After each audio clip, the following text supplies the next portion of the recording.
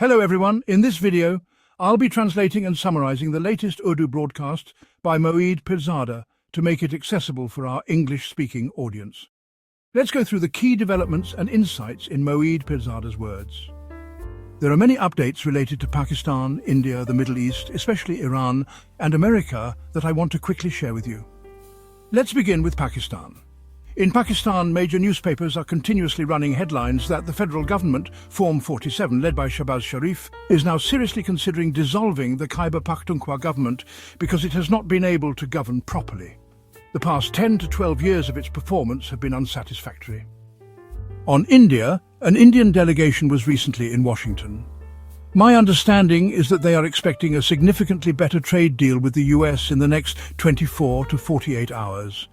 I can also explain why they are so optimistic. Iran's president has signed a notification already approved by Parliament. A declaration stating that IEA inspectors, who are now considered spies by Iran, are being expelled. They won't be allowed at nuclear sites anymore, no briefings. Essentially, they're being kicked out. At the same time, a Pentagon spokesperson in the United States said for the first time that Iran's nuclear facilities in Fordow and Natanz have been rendered non-operational for 1 to 2 years. This represents a clear revision of Donald Trump's earlier policy, where he and his Defense Secretary Pete Hegseth claimed to have obliterated Iran's capabilities. These are all critical developments, and I can share more analysis on them. But I'll request you, if you haven't subscribed to this channel yet, please do. Click the bell icon for all notifications. Also, join the WhatsApp channel I've created. Links are in pinned tweets and descriptions. I'll also tweet it out. Now, back to Pakistan.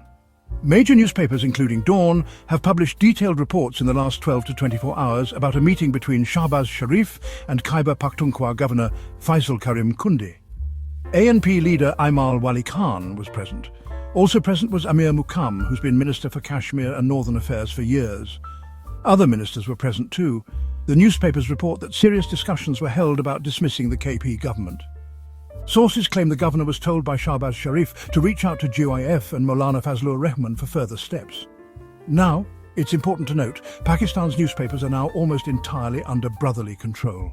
Dawn still resists a bit and doesn't publish every story as others do, but even their stories are often planted. Not necessarily the newspaper's own reporting. These are sometimes meant to test narratives, trial balloons, so to speak. This story might be one such trial. Context. This comes just after a so-called constitutional bench of the Supreme Court issued a decision. 7 out of 10 justices ruled against a major earlier judgment. That 12 July 2024 decision had awarded reserved seats from the February 8th elections to PTI. That was seen as the last proper Supreme Court decision before the court was neutered through the 26th constitutional amendment, essentially abolishing the original Supreme Court and replacing it with a puppet bench. This new bench has reversed that ruling, saying that PTI never really contested the elections as a political party. Its candidates were independents. You might recall how Justice Qazi Faiz Isa, known for playing with the government, contributed to creating confusion until the last minute over whether PTI candidates would get their symbol or run independently or under SIC, the Sunni Ittihad Council. So now, with this new decision, the reserved seats have been denied to PTI, which were earlier granted by the full bench. This affects around 74 seats, both federal and provincial. As a result, PMLN, which had only 17 seats from that election, out of which barely 6 or 7 were genuine, now holds 235 seats in the 336-member National Assembly. That's enough to govern. So in a way, as I briefly said in earlier vlogs, the February 8th, 2024 elections have been formally declared null and void. Any last hope, maybe held by legal idealists like Salman Akram Raja, is now crushed. The election is now effectively over. This raises the real question: will there ever be a general election again in Pakistan? A transparent, free, fair election, like in India or Western countries? Many people say that Pakistan has seen crises before and eventually bounces back, but in my view, the country has now entered a completely different trajectory in the last 3 years, a direction perhaps even the original planners hadn't intended. Through constant improvisation, they've now gone so far off track that I don't see any possibility of a genuine election happening anytime soon. Forgive me for saying this, but I feel the current generation, those aged 50 to 60, might not fully grasp this. But the younger generation and the one coming after them may completely forget the idea of Pakistan as it was. They may not even care about the military's reputation anymore. The real idea of Pakistan may fall into serious doubt. People will begin to question, what kind of state is this that has served Western imperial interests for 77 years? All major decisions are made outside the country. These are painful questions, but I believe they will rise sharply in the next few years. People often talk about 1971 as if the real tragedy was the military surrender to India on the 16th of December. They speak of 93,000 prisoners, though honestly the actual number was less. That's considered the Black Day and tragedy. But only recently, after the state crackdown in Punjab over the last 3 years, have some realized that maybe similar injustices were done to Bengalis. The real tragedy of 1971 wasn't the surrender. It was that the majority of Pakistan's population, that is, East Pakistan, no longer wanted to remain with West Pakistan. And, this didn't happen in 1971 or 1970 or even 1969. It actually started with the political disruption caused by General Ayub Khan's interference in 1953. That led to a total collapse of political connectivity between East and West Pakistan. So by the time elections were held in December 1970, there was no political presence of West Pakistan in the East and vice versa, a complete disconnect. Some naive people still think if Bhutto had agreed, if Mujib had been made Prime Minister, Pakistan could have survived. My analysis is that election destroyed the unity of the Pakistani state. And well, history often works this way.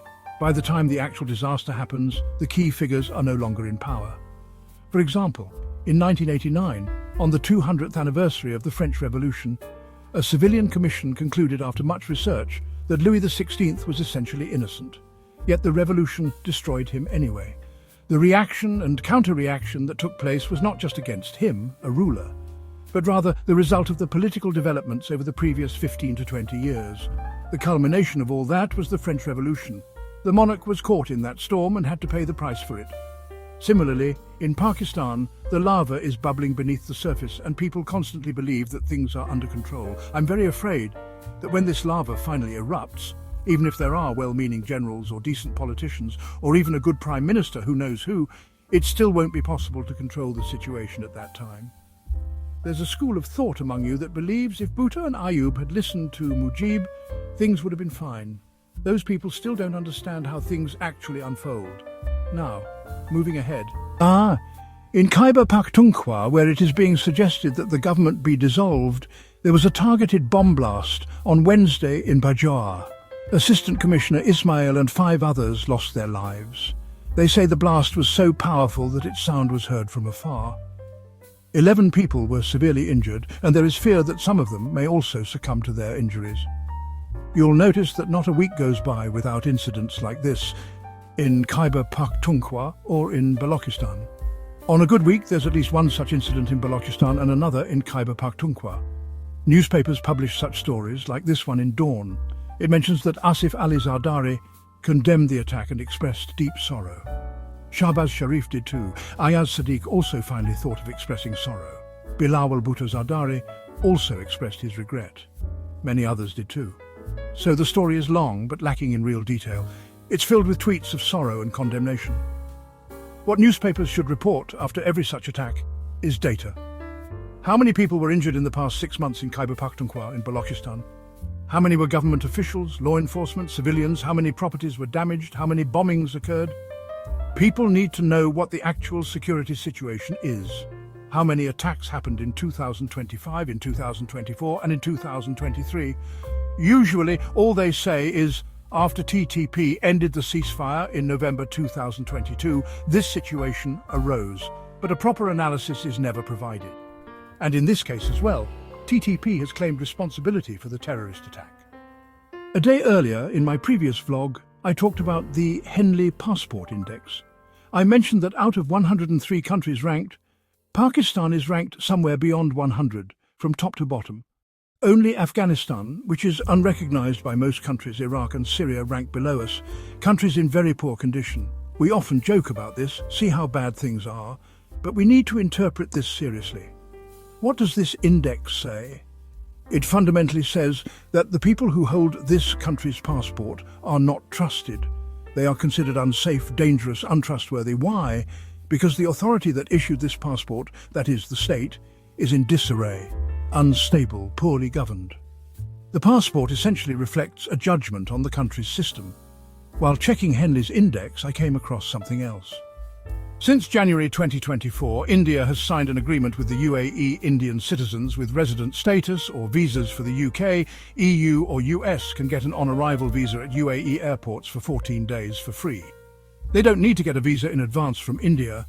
This makes sense logically. They are considered safe travellers, unlikely to overstay, and are recognised as having better opportunities elsewhere. By contrast, Pakistani citizens, even with similar visas, have no such arrangement with UAE. There is, however, a different arrangement. Those holding diplomatic or official Pakistani passports are granted visa-free entry to the UAE. What does this show? It reveals the differing priorities of Indian and Pakistani decision-makers. While India has negotiated travel ease for its ordinary citizens, Pakistan has ensured perks only for its officials and their spouses, who can go shopping in Dubai. This example may seem amusing, but it's deeply painful. Pakistan's ruling elites even use the country's terrorism situation for their political objectives. On various, unverified websites, I came across reports that during an important meeting in Washington between two prominent Pakistani individuals, promises were made regarding allowing US bases in Pakistan related to TTP and Afghanistan. One of those bases is said to be in Sindh and another reportedly the Noor Khan Air Base, though not yet handed over, just committed. This reflects our national priorities. Meanwhile, India's delegation is in Washington, working toward finalising a US-India trade deal by July 9th, a deadline set by Donald Trump.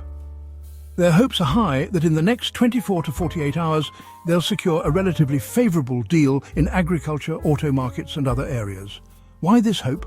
Because in the past 24 hours, the US signed a deal with Vietnam, lowering the earlier arbitrary 46% tariffs imposed by Trump down to 20%. If the US can climb down from 46% to 20% with Vietnam, then from 26% India's case, they could easily settle at 13 to 14%. Pakistan's delegation has also arrived, but really, who knows what awaits them? Meanwhile, Indian Prime Minister Narendra Modi is on his longest ever foreign trip as Prime Minister, visiting 5 countries, including Ghana, Trinidad and Tobago, and Argentina. Some Pakistani state-sponsored YouTube influencers, whose views the government is boosting with massive ad spending, reportedly in the hundreds of thousands of dollars, are mocking this, saying Modi is, so desperate that he's visiting African countries. But the fact is, Modi didn't decide to go to these countries arbitrarily. India's Ministry of External Affairs has launched a new initiative to engage with countries that no Indian Prime Minister has visited in decades. This trip is a result of deep groundwork, and Modi is going now just for optics, to cut ribbons. That's the background. This is how you understand international relations. However, a tricky part remains. It is not yet clear whether Modi will meet Xi Jinping at the BRICS summit. Reportedly, Xi hasn't confirmed his presence. If the meeting doesn't happen, it would be a diplomatic setback for India. As I said earlier, Iran's President Moeed Pirzada has signed a bill passed by Iran's parliament declaring that there will be no cooperation with the IAEA until its nuclear facilities are secured. Some IAEA inspectors suspected of spying for Israel have reportedly been asked to leave. Meanwhile, the Pentagon spokesman officially congratulated his department for concluding an assessment that Iran's nuclear facilities at Fordow and Natanz, previously targeted with multiple GBU-57 bombs, have been set back by 1 to 2 years. This marks a reversal under pressure within the US government. As I mentioned in my previous vlogs, Zionist sources and experts in Israel and the US have been pressuring Trump, arguing that the attacks did not significantly damage Iran's nuclear program. Stories have been published all week in the New York Times, Washington Post, and so on. In the last 48 hours, an audio leak surfaced in the US, in which Iranian officials were heard discussing why the American attacks did not cause as much damage as expected. Trump later condemned the leak. Whether this leak was real or not, no one knows. Iran's foreign minister, as I mentioned in my last vlog, appeared on CBS and said their preliminary assessment shows significant damage to Fordow. What does all this mean? It means that Iran now wants the world, particularly the US and Israel, to believe that its nuclear program has been severely damaged. Meanwhile, Israeli and American hawks insist the opposite, to build a case for future attacks or war. And then there's internal drama. In the US House of Representatives, the Republican Party is under pressure regarding a massive tax exemption bill they passed in the Senate. It faces major hurdles in the House. That wraps up our translation of Moeed Pirzada's video. I hope this English version helped you understand his message better. Please like, share and subscribe to Awami Lens to help our community grow. Don't forget to leave a comment below and let me know what you thought of this effort.